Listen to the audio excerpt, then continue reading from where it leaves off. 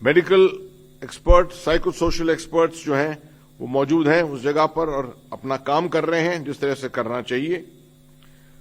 सबसे महत्व की चीज, पूरी सेफ्टी प्रिकॉशंस लिए जा रहे हैं सबकी सेफ्टी के लिए। जितने अंदर हैं 41 हमारे वर्कर्स, उनके लिए, और बाकी जितनी वर्कफोर्स बाहर है मुख्तलिफ एजेंसीज की, उनके लिए पूरी सिक्योरिटी जो है वो अपनाई जा रही है। क्योंकि जैसे जैसे काम बढ़ रहा है, इक्विपमेंट ज्यादा आ रहा है, नफरी बढ़ रही है, तो कभी कभी चांस हो सकता है कि कुछ गलती हो, कोई किसी तरह से नुकसान जो है वो ना पहुंचे किसी भी हमारे स्टाफ पे। 6 प्लान काम कर रहे हैं। पहले 5 बताया था, उस वक्त भी छठा प्लान तो मौजूद था। वो छठा प्लान अभी भी है, हालांकि उस पर फिजिकल काम नहीं हुआ, तैयारियां उसकी पूरी शुरू हो गई हैं। और एक बड़े सिंक्रोनाइज तरीके से ये प्लान सब अपनाए जा रहे हैं, जिनके ऊपर कुछ पे काम शुरू हो गया है, कुछ पे आज शुरू हुआ है, कुछ पे अभी भी तैयारी है, इंतजार है आखिरी इक्विपमेंट का, और वो उसकी शुरुआत जो है अभी हाल में हो जाएगी। ऑपरेशंस जो है जहां पर चल रहे थे सबसे ज्यादा, वहां रोके नहीं गए हैं, वहां पर भी ऑपरेशंस अभी भी जारी हैं। रिपेयर के मुख्तलिफ चीजों को लाकर उनको बाहर निकालने के लिए वो सब काम अभी भी चल रहा है। और इससे पहले कि मैं तफसील से हर ऑप्शन के बारे में बताऊं कि क्या हो रहा है, मैं ये आपको आश्वासन देता हूं कि जो हमारे 41 भाई हैं अंदर, उनके लिए आखिर में सब कुछ तैयार, जो सब कुछ हो सकता है वो किया जा रहा है। सबसे प्लान नंबर 1 जो NHIDCL का काम चल रहा है, सिलक्यारा एंड पे टनल के, वहां पर कल मैंने आपको बताया था कि ऑगर जो था वो मशीन अंदर फंस गई थी, उसके ब्लेड्स कुछ टूट गए थे, तो उनको मैनुअल कटिंग करके निकालना था। उसके लिए इक्विपमेंट को बाहर से आना था। खुशी है मुझे बताने में कि एयरफोर्स के जरिए और इंडिगो के चार्टर फ्लाइट के जरिए magna rod cutter, laser cutter और DRDO ने अपना प्लाज्मा कटर, ये तीनों चीजें वहां पर पहुंच गई हैं। उसके बाद जो पाइप, जो सेगमेंट बन चुका था 47 मीटर का, उसके अंदर से निकालना था हमें। ये टूटा हुआ ऑगर जो था, जो ब्रोकन ऑगर था, वो तकरीबन अब 34 मीटर पीछे खींच लिया गया है। अप्रॉक्सीमेटली 13 मीटर और बाकी है, उसको अलग अलग काट के और निकाला जा रहा है। तो अभी 13 मीटर अभी भी बाकी है। उम्मीद करते हैं कि आज रात तक ये 13 मीटर भी बाहर निकल जाएगा। उसके बाद ये 47 मीटर जो बना हुआ है, इसके जरिए आगे मैनुअल क्लियरेंस जो है उसका काम शुरू होगा। आर्मी के इंजीनियर्स की मदद के साथ, बाकी NHDICL के जो लोग हैं, IDCL के जो लोग हैं, उनके साथ मिलकर एक टीम वर्क के तौर पर ये आगे इसके अंदर बढ़ाया जाएगा। ऑब्वियसली जो स्पीड हमें पहले, जैसे मैंने बताया, 4 से 5 मीटर पर आवर मिल रही थी, वो स्पीड शायद आपको ना मिले, मगर तभी भी ये फेल सेफ तरीका है। ऑलरेडी 47 मीटर की हमें कामयाबी मिल गई है, तो उसको एक्सप्लॉइट करें और 15 मीटर जो बाकी है उसको शायद हम आसानी तो नहीं, मगर काफी कोऑर्डिनेशन के साथ टेक्नोलॉजी इस्तेमाल करते हुए, मगर हाथ से ड्रिलिंग करके उसको निकाला जाएगा, उसको बनाया जाएगा, और उसकी स्पीड जो है वो उससे पहले से काफी कम होगी। साथ में जो एरिया जहां पर वर्कफोर्स काम कर रही है, यहां पर रीइंफोर्समेंट करने के लिए ऊपर टनल के ऊपर फॉल्स जो रिब्स हैं उनको लगाया है, ताकि और कभी थरथराहट के साथ इतने जो वाइब्रेशन हो रहे हैं उस इलाके में काम करने की वजह से, उसके वजह से कोई बाधा ना आ जाए। प्लान 2 अब अपनाया गया है, क्योंकि कल मैंने आपको बताया कि एक सतलज जल विद्युत निगम लिमिटेड का जो ड्रिलिंग मशीन थी वो वहां पहुंच गई थी और उसको बीआरओ के रोड के जरिए ऊपर ले जाया जा रहा था। वो वहां पहुंच गई थी, सीटिंग बनी हुई थी उसके लिए प्लिंथ, और उसके ऊपर उसको बिठाया गया था। आज ये काम जो है तकरीबन 12 बजे आज दिन में इसकी ड्रिलिंग का काम शुरू हो गया है। इसको तकरीबन 86 मीटर ड्रिल करना है वर्टिकली। वर्टिकल ड्रिलिंग में आप ग्रेविटी के साथ साथ जाते हैं नीचे, तो उतना ज्यादा जोर शायद नहीं, मगर तब भी जियोलॉजिकल ऑब्स्टिकल्स जो हैं वो आ सकते हैं। उस इलाके की स्टडी की गई है, प्रूव किया गया है कि शायद वो जियोलॉजिकल ऑब्स्टिकल्स एक्यूफर्स जो रास्ते में हैं वो शायद ना हो। अभी तक 15 मीटर ड्रिलिंग हो चुकी है, उस जरिए 86 मीटर जाना है, 15 मीटर तकरीबन हो गई है ड्रिलिंग, और इसको चेक किया जा रहा है कितनी स्टेबिलिटी है।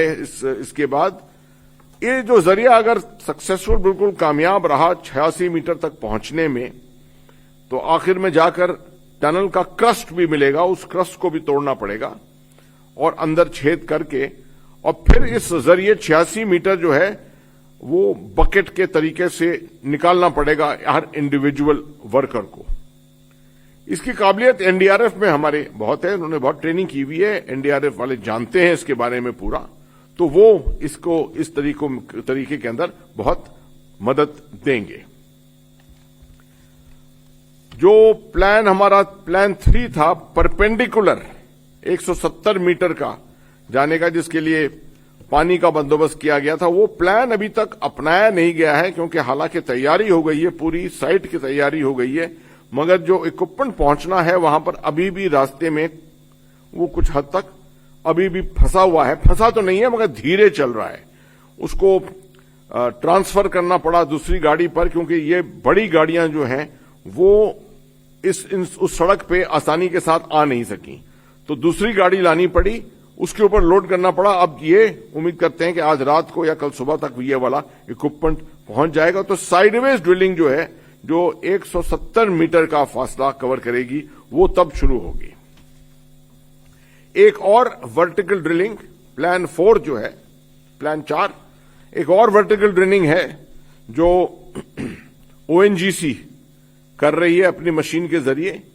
ये तकरीबन 2 फीट की 24 इंचेस की ड्रिलिंग होगी, वर्टिकल ड्रिलिंग बरकोट की तरफ। ये जो पहली वाली मैंने बताई थी ये इस तरफ थी, जो हमारे टनल के इस एंड के पास थी, ये बरकोट के एंड की तरफ हो रही होगी। और इसके लिए जो रिग है वो तकरीबन अभी 5 से 6 घंटे दूर है उस साइड से, अभी भी धीरे धीरे आ रहा है। वहां पर बहुत बड़ा इक्विपमेंट है ये। रोड की तैयारी इसके लिए की जा रही है, 5 किलोमीटर की रोड चाहिए इसके लिए ऊपर तक ले जाने के लिए, सही अलाइनमेंट के साथ, क्योंकि इक्विपमेंट भारी है। तो वो रोड अभी भी उसका तकरीबन 1 किलोमीटर से ज्यादा वो रोड बन चुकी है, और बीआरओ जो है उसके ऊपर पूरा प्रोग्रेस कर रही है जल्द से जल्द उस रोड को बनाने के लिए। ये एक ऑल्टरनेटिव रहेगा। आप देख रहे हैं कि परपेंडिकुलर वाला और ये जो बरकोट की तरफ जो वर्टिकल ड्रिल है, ये दोनों जो है ऑल्टरनेटिव रहेंगे, बैकअप के तौर पर रहेंगे हमारे पास। और प्लान 5 है बरकोट के तरफ से जो टनल की ओपनिंग है वहां से ब्लास्ट का तरीका इस्तेमाल करते हुए 483 मीटर का जो हिस्सा है उसको उसके अंदर से सुरंग बनाना है। तो 5वां ब्लास्ट वहां पर आज सुबह किया गया है। ब्लास्ट के बाद 10-11 मीटर का टोटल इलाका जो है वो पेनिट्रेट हो गया है। उसमें रिबिंग कर रहे हैं ताकि उसको स्टेबलाइज करें। जब तक रिबिंग होकर स्टेबलाइज नहीं होगा तब तक आगे बढ़ना जो है वो खतरे में से पेश आता है। और आखिरी जो है प्लान 6, वो पहले से ही प्लान बना हुआ है, अभी अपनाया नहीं गया था, क्योंकि ये भी इसी तरफ से हमारे तरफ इधर इसी तरफ सिलकोट की तरफ से जो है ये अंदर बढ़ेगा। जब अगर किसी हालत में ये जो ऑगर का रास्ता बना है हमारा 47 मीटर का जो 62 मीटर तक जाना है, ये अगर किसी हालत में बिल्कुल ही फेल हो गया अगर, तो एक और ऑल्टरनेटिव है ड्रिफ्ट का तरीका, जिसके लिए फैब्रिकेशन हो रहा है, सामान बन रहा है। वहां पर आर्मी के इंजीनियर्स इसको बना रहे हैं पूरे, और आर्मी के इंजीनियर्स काफी तादाद पे पहुंच गए हैं वहां पर। वो इस तरीके को अपनाएंगे, साइड के टनल के साइड को खरोंचकर और स्क्रेपिंग करके, ड्रिफ्ट टेक्नोलॉजी इस्तेमाल करके उसके जो फ्रेम है वो फ्रेम बन चुके हैं, तकरीबन 30 फ्रेम बन चुके हैं। उस फ्रेमों के जरिए वो फिर आगे बढ़ते जाएंगे। ये भी एक स्लाइटली धीरे तरीका है, मगर काफी फेल सेफ तरीका है। मगर सबसे अच्छा तरीका जो अभी तक हमारे पास है वो प्लान 1 है। प्लान 1 में मैं दोबारा आपको बताता हूं, वही कि जब ऑगर बाहर निकल आएगा पूरा, मैनुअली अंदर भेजकर और ऑगर का पावर इस्तेमाल करके 800 मिलीमीटर पाइप अब अंदर धकेलेंगे। अगर वो नहीं होते तो 700 मिलीमीटर के पाइप धकेलेंगे। वो पाइपलाइन जो स्लीव बन रही है वो आगे बढ़ती जाएगी, और जो अंदर जो खुदाई है वो मैनुअली होगी। तो 15 मीटर तकरीबन वो मैनुअली खुदाई होगी, और ये पुशिंग जो करेगा ऑगर का काम होगा, इसको पुश करके और पाइप्स को लगाना। ये एक तकरीबन फेल सेफ तरीका है, मगर साथ में सेकंड अल्टरनेटिव जो अच्छा तरीका है वो ऊपर से जो ड्रिलिंग शुरू हो गई है, जो SJVNL ने शुरू कर दी है। ये इसका टोटल 1.2 मीटर का बोर है और 15 मीटर तक ये पहुंच चुकी है। बाकी मीडिया से मैं विनती करता हूं कि आपका अभी तक बहुत अच्छा इसमें रवैया रहा है। ये पूरे देश को आश्वासन देने में, कॉन्फिडेंस बढ़ाने में, ये कॉन्फिडेंस बनाई रखनी है, क्योंकि देश के हर एजेंसी जो काम कर सकती है यहां पर, जिसके पास इसका साधन है काम करने का, वो काम कर रही है। और कोई भी नेगेटिविटी इसके ऊपर नहीं होनी चाहिए, क्योंकि उसका असर फिर फैमिलीज के ऊपर, रिश्तेदारों के ऊपर होता है।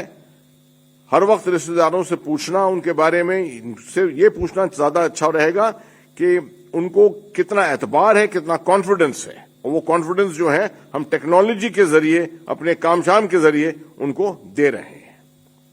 अगर आपके कोई सवाल हो तो मैं उसको इसके बाद दूंगा, मगर उससे पहले चौहान साहब आपको कुछ और टेक्निकल बातें रीइंफोर्स करके बताएंगे। सर, आपने लगभग सभी बातें कवर कर ली हैं। सर, मैं ये ऑगर मशीन की कटिंग के बारे में बताना चाहता हूं कि ये जो है ये प्लाज्मा और गैस कटर के कॉम्बिनेशन से हो रही है। जो उसके ब्लेड हैं वो प्लाज्मा मशीन से काटे जा रहे हैं, और जो उसका रोटर है वो जो है वो गैस कटर से काटा जा रहा है। तो इससे हमने देखा कि हमारी स्पीड 30-35% बढ़ गई है। और बाकी सर सभी बातें आपने कवर कर दी हैं, और थैंक यू वेरी मच।